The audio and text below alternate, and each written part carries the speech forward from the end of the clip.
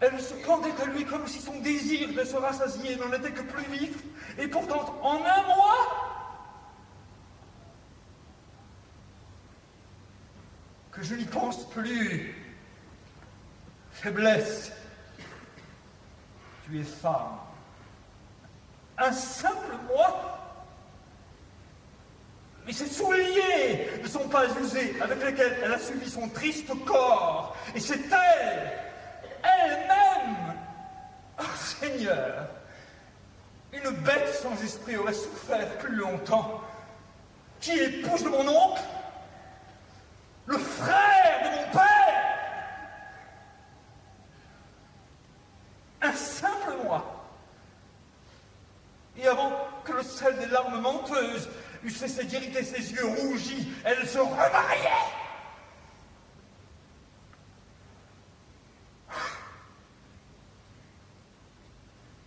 Quelle hâte criminelle de courir si ardemment aux draps incestueux. Ce n'est pas bien. Et rien de bien n'en peut venir. Mais brise-toi, mon cœur, car je dois me taire. Salut, à votre seigneurie. Ah, quel plaisir de vous voir. Vous allez bien? Horatio! Où je me suis oublié moi-même? C'est bien lui, monseigneur. À jamais votre humble serviteur. Non, non, monsieur, mon ami. C'est ce nom-là que nous échangerons. Mais par le ciel, que faites-vous si loin de Wittenberg? Le goût du vagabondage, monseigneur. Je ne souffrirai pas que votre ennemi le dise. Marcellus! Mon cher seigneur. Je suis bien heureux de vous voir. Bonsoir, monsieur. Mais, quelle affaire vous amène à Elseneur? Monseigneur, je suis venu aux obsèques de votre père. Ne te moque pas, je te prie, mon camarade. Dis que tu es venu au mariage de ma mère. Il est vrai, monseigneur, qu'il les a suivis de bien près. Non, économie. Économie, Horatio. Les viandes du repas funèbre ont été servies froides au festin des noces. J'aurais mieux aimé rencontrer mon pire ennemi au ciel, Horatio, que de vivre un pareil jour.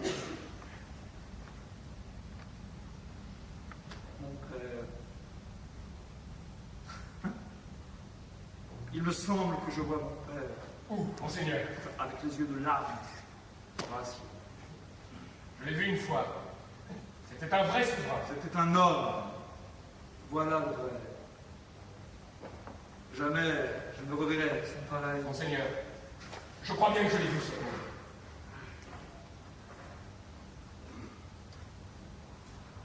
Vu qui? Le roi. Votre père. Le roi, mon père! 2 soirs de suite, ces gentilshommes, Marcellus et Bernardo, qui faisaient le guet, ont fait cette rencontre. Une forme semblable à votre père, armée de toutes pièces et de pied en cap, apparaît devant eux. Et solennellement, avec majesté, marche près de lentement. Elle passe 3 fois, sous leurs yeux accablés de surprise et de peur. Eux ne peuvent lui dire mot, ce n'est qu'à moi, qu'en secret et tremblant, ils se sont confiés. J'ai monté la garde avec eux la 3e nuit, confirmant chacun de leurs mots, l'apparition est venue. J'ai pu reconnaître votre père, ses mains ne sont pas plus semblables. Le maîtresse? Monseigneur sur la terrasse du guet. Ne lui avez-vous rien dit? Si, monseigneur, mais il n'a pas répondu. C'est vraiment étrange. C'est aussi vrai que je vis, mon vénéré seigneur. Prenez-vous la garde ce soir? Oui, monseigneur. Armé du trou? Armé, monseigneur. Le pied en cap? Oui, monseigneur, de la tête aux pieds. Vous n'avez donc pas vu sa figure? Si, sa visière était Il levée. fixait les yeux sur vous? Oui, fermement. Ah, j'aurais voulu être là. Il vous eût frappé de stupeur. Probable. Et il est resté longtemps? Le temps de compter jusqu'à 100, sans se presser. Plus longtemps! Plus longtemps. Pas quand je l'ai vu. Je monterai la garde cette nuit. Peut-être reviendra-t-il. Je vous le garantis. S'il revêt l'apparence de mon noble père, je lui parlerai du l'enfer lui-même s'ouvrir pour m'ordonner de me taire. Je vous prie tous, si vous avez tenu secret jusqu'à présent ce que vous avez vu, taisez-le encore. Et quoi qu'il puisse advenir cette nuit, confiez-le à l'esprit et non à la langue. J'en saurai gré à votre affection. Au revoir. Sur le rempart entre 11h et minuit, je viendrai vous rejoindre. Votre honneur accepte nos respects. Votre amitié. Votre amitié. Comme vous, la mienne. Une salle de la demeure de Polonius.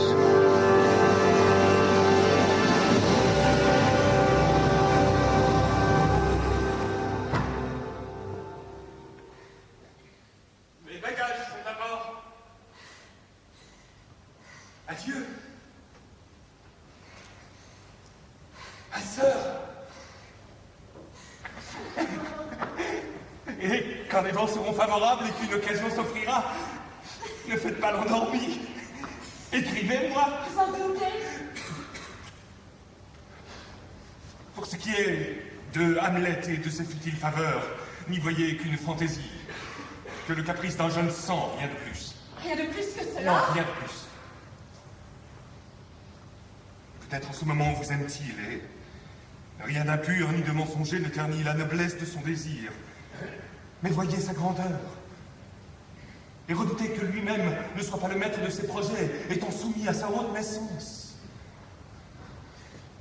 S'il vous dit qu'il vous aime, soyez donc assez sage pour ne le croire que pour autant que sa position personnelle lui permet de tenir parole, c'est-à-dire pas plus que ne voudra l'opinion publique. Comprenez quelle atteinte pourrait subir votre honneur si d'une oreille trop crédule vous écoutez ces chansons, Ophélie. Redoutez ce péril. Oui, redoutez-le, ma chère sœur. Que votre tendresse soit sur ses gardes, hors de portée du dangereux désir. L'impression que me laissent vos bons conseils veillera sur mon cœur. Mais mon cher frère, n'allez pas imiter ces coupables apôtres qui nous montrent la voie des ronces vers le ciel, tandis que même impudents, assouvis, suivent parmi les fleurs le sentier des plaisirs sans se soucier de leur propre sermon.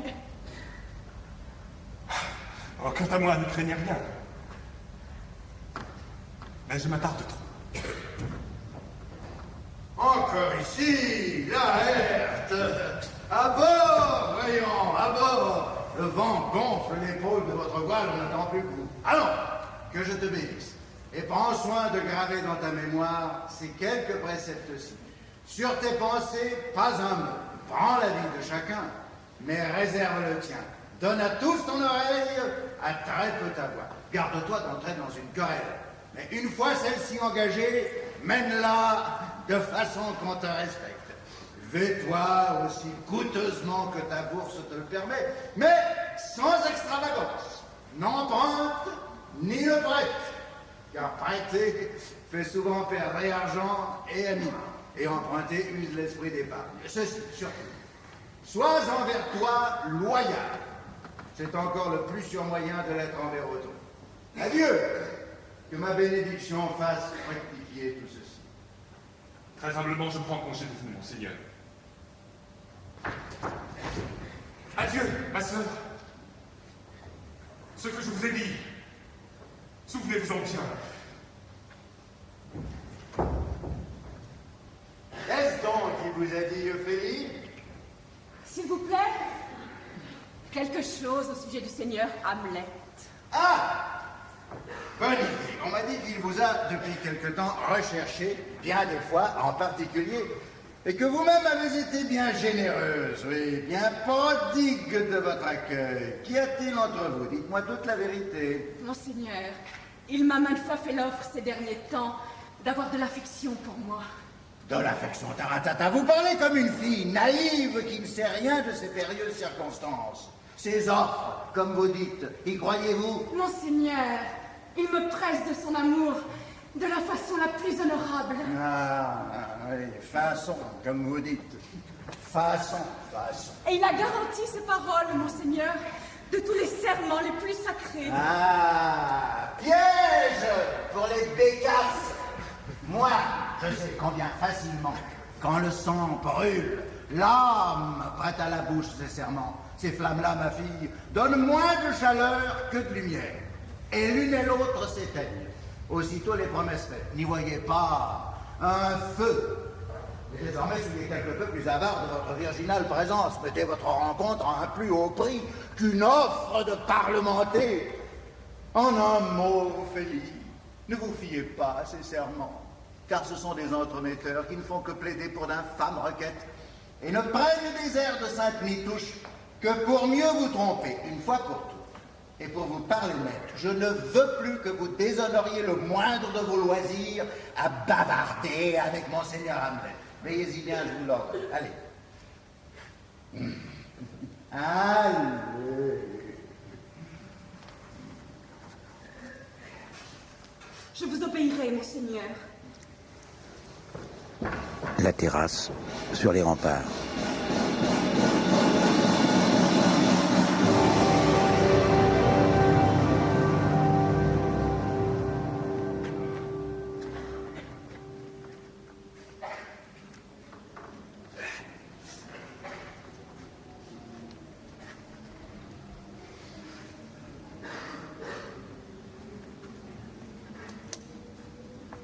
Bien. Quelle heure est-il, à présent? Pas bien loin de minuit, je pense. Non, minuit a sonné. Vraiment? J'avais pas entendu. C'est bientôt l'heure où le spectre a coutume de venir. Qu'est-ce que cela, monseigneur? Le roi veille. Il se saoule. Cette nuit, il mène l'impudente orgie du parvenu. C'est l'habitude d'ici? Ah oui, pardon. Cette débauche stupide fait que nous sommes de l'Orient à l'Occident, dénigrés et blâmés par les autres peuples qui nous disent ivrognes et souillent notre nom de celui du pourceau. Monseigneur! Attention, voyez, le voici! Ministre de la grâce, ange, secouez-nous. Que tu sois un élu ou un démon, que tes fins soient malignes ou charitables, tu viens sous un aspect si prodigieux que je te parlerai. Oui, je te nomme Hamlet, mon père, mon roi et Danemark. Oh, réponds-moi, ne fais pas que j'étouffe d'ignorance.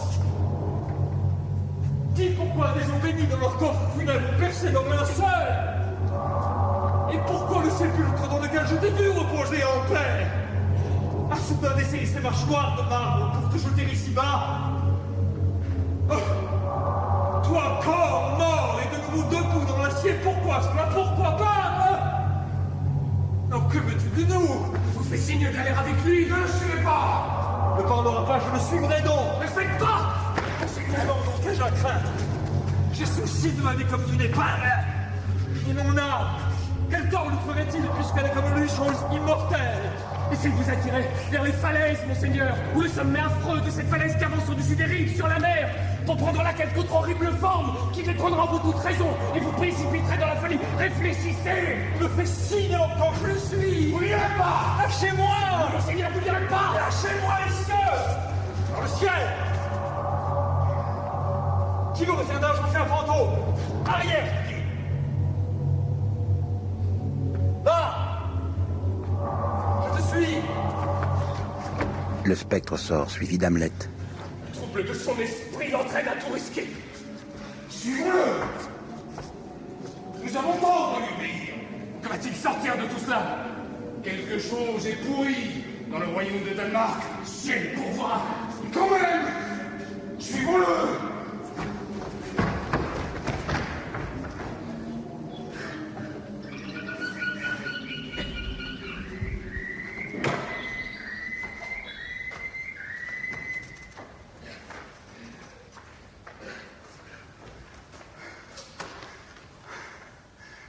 Où me conduis-tu? Parle! Je n'irai pas plus loin.